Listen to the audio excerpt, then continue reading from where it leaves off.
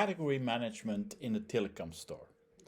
I'm going to continue by sharing another story from my early days in the business. It was the early 90s and the national telecom operators were starting to open their first stores. One of these operators, Belgacom, asked IMAGINIF to design their first store concept. They had already done their homework and research and had a list of categories in mind.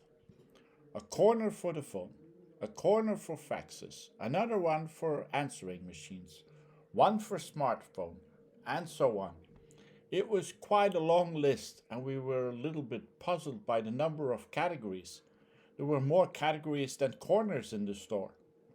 So we got to work, brainstorming and thinking about ways to simplify and streamlining the categories.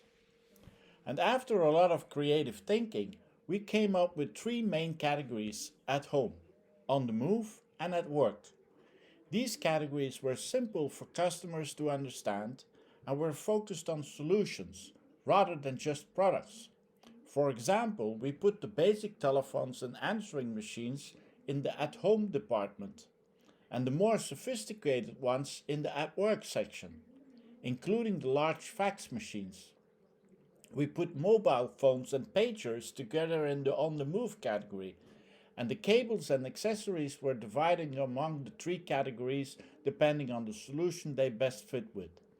This new way of category management was much more straightforward and allowed us to create an in-store communication that was focused on solutions rather than just products. It was a great success. Redesigning the women's pantyhose section.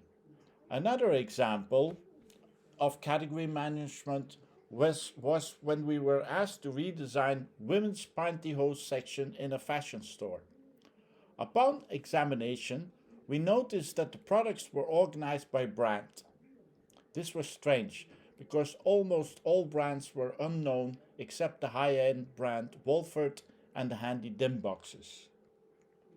After talking to a sales lady, we discovered that the organization was by brand because it was easier for the staff to count the stock and make new orders from the supplier. Unfortunately, this happens more often that a store is designed to make staff's life easy. But anyway, we analyzed the situation and came up with a simple solution: to organize the stockings by color, black and brown, and colored ones with two exceptions.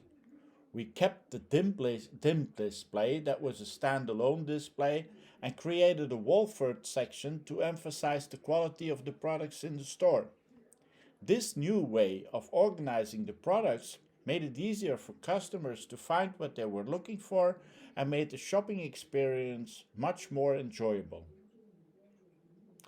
Another example of customer-centric category management was the outdoor shoe department of Makro.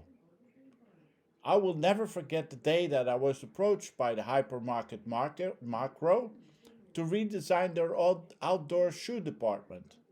They wanted to divide it in two categories: low and high. At first I was a little bit puzzled by that request. How could shoes be divided simply into low and high? But after speaking with the department manager, I soon realized that he was not very familiar with the different types of outdoor shoes that were being sold in his store. It took a few weeks to do some research with my team and come up with a new concept that better reflected the needs of their customer.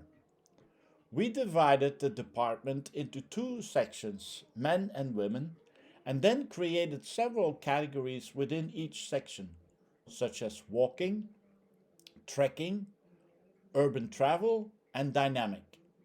This allowed customers to easily find the type of shoes they were looking for and gave us a better understanding of the products they were selling.